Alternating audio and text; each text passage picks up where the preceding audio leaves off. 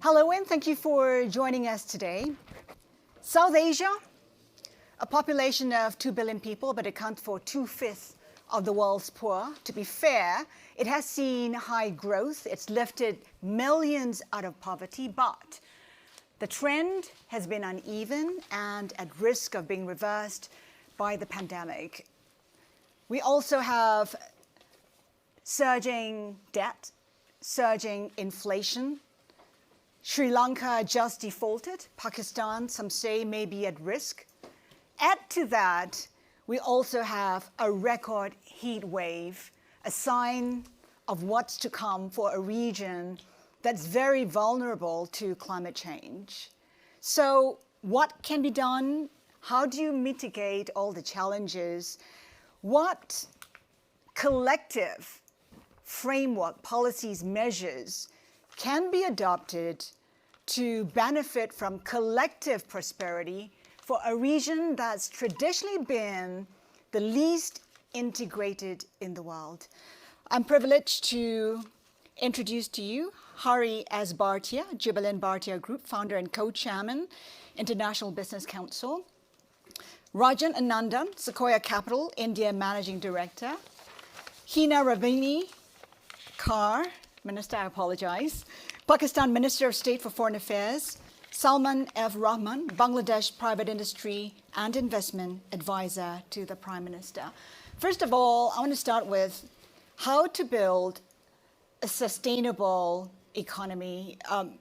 Minister Salman Rahman, I want to start with you because Bangladesh at one point was called a basket case by an aide of Henry Kissinger. But it's seen tremendous growth over the course of 30 years, including during the pandemic when you saw 6% growth.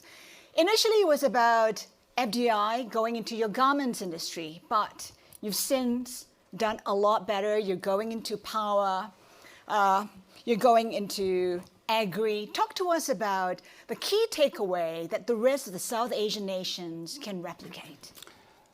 Thank you. Actually, the real growth which has taken place in Bangladesh has been this last 15 years, 14 to 15 years. That's when our Prime Minister Sheikh Hasina came to power for the second time. And she's been in power for, she's been re-elected for 2 terms. And what actually, I think the main key success of Bangladesh, the success story has been political stability. That we have, that has been the most important, I think, factor for our success. The other thing was that when Prime Minister Hasina came to power initially, we were in a very, very bad state as far as electricity was concerned. We were generating only 4,000 megawatt. And today we are generating something like nearly 25,000 megawatts. So, you know, she really put a lot of emphasis on electricity. 3 weeks ago, we achieved another milestone. Every single household in Bangladesh today has electricity. And then the, of course, as you mentioned rightly, our garment, and not only garment, textile. You see, we started with garment, but then we went into backward linkage. And today we have, there are many companies which are completely vertical. So we start with a bale of cotton and we end up with a shirt. So that the textile industry, huge investment went into it. And it wasn't all FDI. There was some FDI, but it was mostly domestic investment which actually let this growth go up. The other thing which was really, I think, you know, Bangladesh is the most densely populated country in the world. It's 170 million people size, Switzerland size. So imagine if you put 170 million people into Switzerland, what would happen? But we are self-sufficient in food, nearly self-sufficient in food. So our agriculture sector has been a tremendous success. We are the 4th largest producer of rice in the world. We are self-sufficient in rice. We are the 3rd largest producer of vegetables in the world. We are the 3rd largest producer of river sweetwater fish. We are self-sufficient in poultry. We are self-sufficient in egg, milk, all of this. So agriculture has really been a very, very successful. Even though we are a very small country, we don't have land, but in spite of that. So this was basically, and the other thing which in the pandemic we have been successful, and the reason why, the other thing which we did was, because we are a small country, our digital, Prime Minister went for Digital Bangladesh, and we laid a fiber optic backbone up to the village level.